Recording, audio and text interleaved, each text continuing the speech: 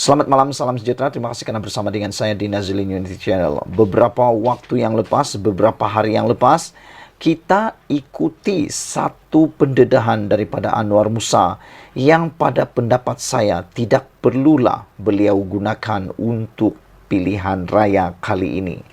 Kempen pilihan raya yang dibuat kali ini haruslah berhati-hati. Namun demikian, apabila kita membacakan apa yang Anwar Musa lakukan ialah beliau mengaitkan Lim Kit Siang dengan insiden 13 Mei, yaitu insiden yang patutnya kita semua tidak akan ungkit-ungkit lagi. Namun demikian, itulah orang nak kuasa sanggup ungkit apa saja. Pada pendapat saya sebagai seorang peminat sejarah, saya fikir banyak perkara yang boleh kita ingat, banyak perkara yang boleh kita jadikan teladan. Perkara yang paling kita harus ingat dan perlu kita jadikan teladan ialah tentang 13 Mei ini. Dan jangan sekali-kali lagi dicungkil darahnya, dicungkil lukanya, takut nanti berdarah semula. Tapi itulah Anwar Musa kaitkan Lim Kit Siang dengan insiden 13 Mei. Akhirnya Kit Siang tampil naksaman Anwar Musa. Pemimpin veteran DAP Lim Kit Siang berkata dia telah mengarahkan peguamnya untuk mengambil tindakan undang-undang terhadap bekas pemimpin UMNO yang kini menyertai PAS, yaitu Anwar Musa. Ini berikutan dakwaan Anwar yang mengaitkan bekas ahli parlimen Iskandar Putri itu dengan tragedi rusuhan kaum pada 13 Mei 1969. Saya telah mengarahkan peguam saya untuk mengambil tindakan untuk membersihkan nama saya, kata Lim Kit Siang. Bukannya saya tidak berkali-kali menafikan sebelum ini yang saya tidak ada apa-apa kaitan dengan rusuhan 13 Mei 1969, kata Lim Kit Siang dalam satu kenyataan hari ini. Semalam Malaysia Kini melaporkan Anwar ketika berceramah di Bachau, Kelantan, mengaitkan Lim Kit Siang dengan insiden 13 Mei 1969 sewaktu pilihan raya umum pertama yang disertai DAP pada tahun yang sama. Sekali pilihan raya tahun 1969, dia, yaitu Lim Kit Siang, berkempen atas nama DAP. Sekali pilihan raya pertumpahan darah 13 Mei 1969 berlaku. DAP ada saham besar. Tuan-tuan buka, ada satu buku yang menulis ucapan-ucapan Lim Kit Siang termasuk di saat pembunuhan berlaku di Kampung Baru. Lim Kit Siang tengah berucap di Kota Kinabalu, masih lagi mengapi-apikan isu Bumi Putra dan bukan Bumi Putra dan sebagainya. Dakwa Anwar di hadapan lebih 1,000 hadirin. Bagaimanapun, Lim Kit Siang memetik laporan Malaysia Kini menafikan kewujudan buku berkenan seperti yang didakwa Anwar Musa. Tidak ada buku sebegini. Perkara ini hanyalah secebis hayalan Anwar Musa. Sebenarnya saya langsung tidak berada di Kuala Lumpur pada 11, 12 dan 13 Mei 1969 kerana pada pagi 13 Mei saya telah terbang ke Kota Kinabalu untuk membantu calon bebas dalam hari mengundi di Sabah dan Sarawak yang dijadualkan kemudian. Anwar Musa tidak tahu, tetapi polis dan cawan khas ketika itu tahu, katanya. Lim berkata dalam ucapannya di Parlimen pada Februari 1971, dia menyeru Suruhanjaya Siasatan Diraja ditubuhkan untuk mencari penyelesaian kepada isu itu untuk menjadikan Malaysia sebuah negara yang bersatu, adil dan saksama serta mencari punca berlakunya rusuhan kaum berkenaan. Mengulas lanjut, Lim berkata perkara pertama dilakukan Anwar setelah menyertai PAS adalah meniru perbuatan Presiden parti itu, Abdul Hadi Awang, dengan membuat tuduhan liar tidak berasas dan tidak dapat dibuktikan. Katanya, tuduhan Anwar adalah bukti PAS menggunakan penipuan, fitnah, berita palsu dan ucapan kebencian menjelang 6 pilihan raya negeri yang bakal berlangsung pada Ogos ini. Sekian dulu untuk kali ini. Jangan lupa tinggalkan komen Anda, tekan butang subscribe. Kita jumpa lagi. Bye-bye. Selamat malam, salam sejahtera. Terima kasih karena bersama dengan saya di Nazilin Unity Channel. Ini satu kejutan daripada Anwar Ibrahim. Ramai orang kata Anwar Ibrahim tidak mampu membawa kekayaan, tidak mampu mentadbir negara, tidak boleh diharap. Kata Muhyiddin, kerajaan perpaduan yang ada sekarang ini tidak boleh diharap. Namun demikian, pada petang ini kita dikejutkan dengan satu kenyataan atau satu pendedahan daripada Anwar Ibrahim yang mengatakan Elon Musk minta runding dengan saya, kata Anwar. Anda tahu siapa Elon Musk? Elon Musk ialah pelabur terkaya yang ada di dunia, juga orang yang terkaya di dunia. Bayangkan Elon Musk tiba-tiba pula nak runding dengan Anwar Ibrahim. Bukankah itu satu isyarat bahawa Anwar Ibrahim mempunyai pengaruh yang hebat sehingga orang yang ditunggu-tunggu, orang yang dihendaki, yang boleh membawa pelaburan yang besar, tiba-tiba pula runding dengan Anwar. Kita ucapkan tahniah kepada beliau. Tata kelola dan pengurusan ekonomi yang baik mampu menarik minat dan keyakinan pelabur domestik dan asing untuk melabur di negara ini, sekaligus memastikan pertumbuhan ekonomi yang pesat, kata Perdana Menteri Datuk Seri Anwar Ibrahim. Beliau berkata ini terbukti apabila di bawah pentadbirannya yang mementingkan perkara berkenan, kemasukan pelabur asing berjaya dicatatkan dari China dan Jepun serta Arab Saudi baru-baru ini. Minggu hadapan, Elon Musk, Ketua Pegawai Eksekutif Tesla, meminta berunding dengan saya untuk bincang kemungkinan komitmen beliau untuk tambah pelaburan di Malaysia. Semua ini dengan bermulanya tata kelola serta pengurusan ekonomi yang baik, kata Datuk Seri Anwar Ibrahim. Minggu lalu saya jumpa pelabur dari Jepun yang mahu menambah dan mengembangkan pelaburan mereka. Beberapa bulan yang lalu saya ke negara China. Hasil pelaburan China ke Malaysia adalah paling tinggi dalam sejarah, kata beliau. Anwar berkata demikian ketika berucap pada Majlis Amanat Perdana Menteri kepada Penjawat Awam Negeri 9 di Dewan Majlis Bandaraya Seremban di Seremban hari ini. Selain itu, Anwar yang juga Menteri Kawangan berkata Syarikat Saudi Aramco dari Arab Saudi sebelum ini turut bersetuju untuk mengembangkan pelaburan mereka di Johor. Ini penting. Jika tiada pelaburan, pengangguran akan meningkat, ekonomi tidak akan berkembang, restoran, hotel dan lain juga akan terjejas, kata beliau lagi. Turut hadir Menteri Besar Negeri Sembilan Datuk Seri Aminuddin Harun, Menteri Pengangkutan Anthony Loke, Siu Fok, Ketua Setiausaha Negara KSN Tan Sri Muhammad Zuki Ali dan Ketua Pengarah Perkhidmatan Awam Datuk Dr. Zulkifli Muhammad. Saudara-saudara sekalian, dengan pendedahan daripada Anwar Ibrahim ini, pastinya ia akan menjadikan para musuh beliau menjadi lebih pening kepala. Bagaimana nak mencari lagi kelemahan Anwar Ibrahim? Bagaimana untuk menjatuhkan lagi Anwar Ibrahim? Kalau isu moral, Anwar Ibrahim dah menang. Kalau isu tentang pentadbiran pun Anwar Ibrahim dah menang. Isu ketidakstabilan pun Anwar dah menang. Ini kan pula isu ekonomi. Anwar Ibrahim berjaya menarik perhatian Elon Musk untuk merunding supaya berminat untuk menambahkan pelaburan beliau di Malaysia. Anwar Ibrahim mendedahkan mengapa Elon Musk bersetuju atau berminat untuk menambahkan komitmen beliau untuk tambah pelaburan di Malaysia.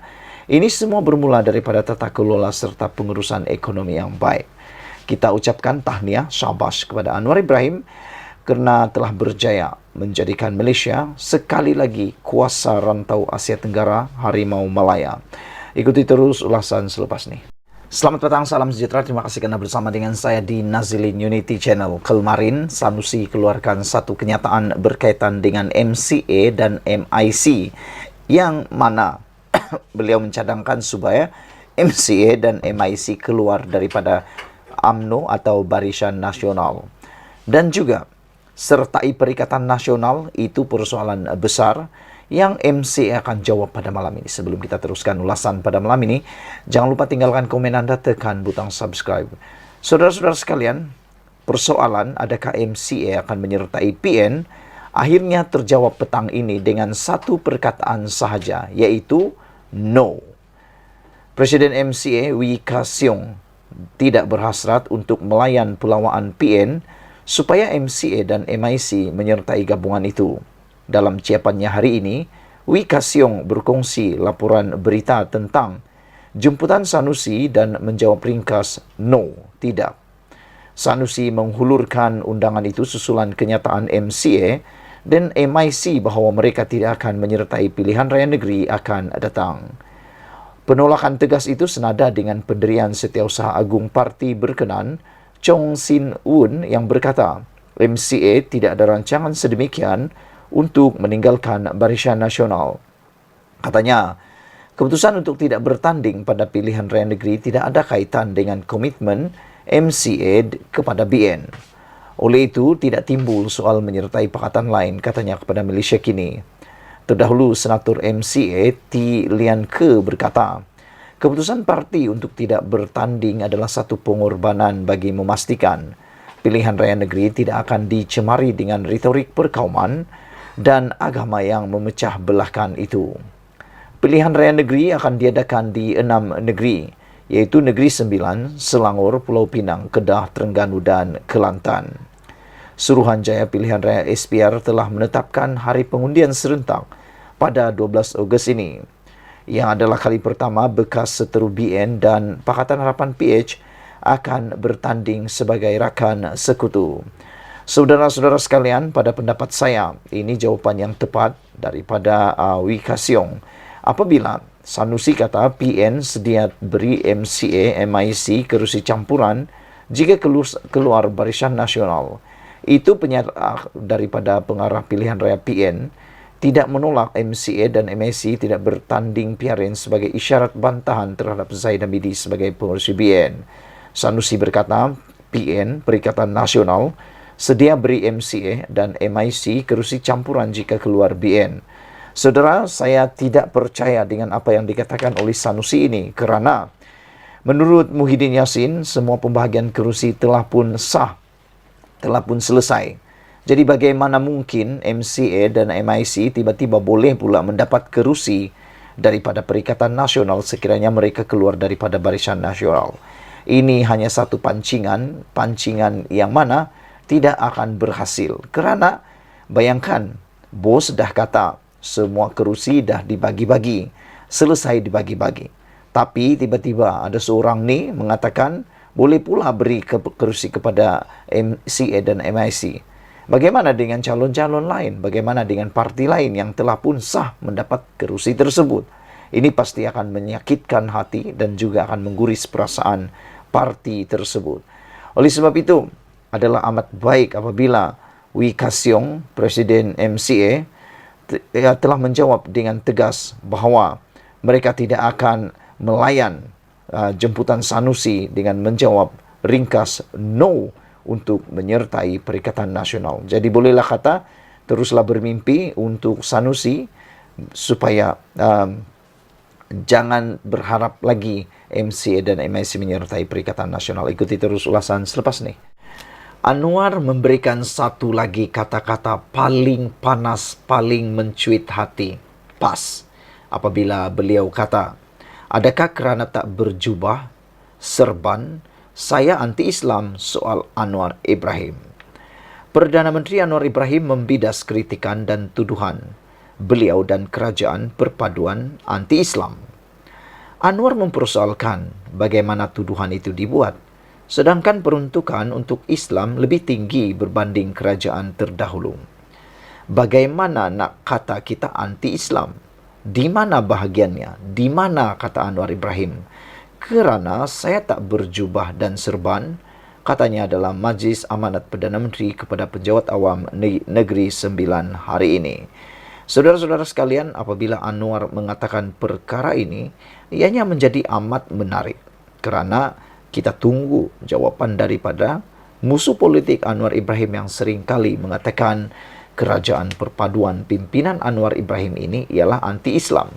Namun demikian, fakta dan juga data menunjukkan Anwar adalah yang paling memberikan peruntukan untuk Islam lebih tinggi berbanding kerajaan terdahulu. Siapakah kerajaan terdahulu itu? Kerajaan terdahulu itu ialah Perikatan Nasional di bawah kepimpinan Muhyiddin Yassin yang mana turut dianggotai oleh komponennya iaitu PAS yang mana digelar oleh Anwar Ibrahim sebagai mempunyai jubah dan serban. Persoalannya sekarang ialah adakah kerana tak berjubah, serban, saya anti-Islam soal Anwar? Sila tinggalkan komen anda. Perdana Menteri sekali lagi membidas kritikan dan tuduhan beliau dan kerajaan perpaduan anti-Islam. Anwar mempersoalkan bagaimana tuduhan itu dibuat sedangkan peruntukan untuk Islam lebih tinggi berbanding kerajaan terdahulu. Anwar Ibrahim bertanya satu soalan mudah yang mungkin paling sukar dijawab oleh musuh politik beliau. Bagaimana nak kata kita anti-Islam? Kata Anwar Ibrahim. Di mana? Celah mana? Di mana bahagiannya? Kerana, kata Anwar Ibrahim, adakah kerana saya tak berjubah dan tak berserban?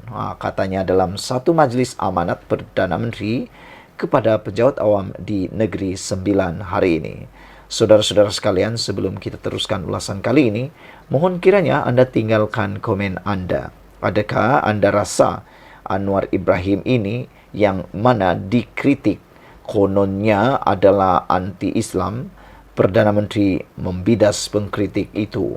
Saudara-saudara sekalian, adakah kerana tak berjubah dan tak berserban Anwar Ibrahim anti-Islam? Pada pendapat saya, Anwar Ibrahim tidak anti-Islam kerana beliau telah pun menyediakan peruntukan untuk Islam lebih tinggi berbanding kerajaan terdahulu. Itu pengakuan daripada Anwar Ibrahim. Ikuti terus ulasan selepas ini.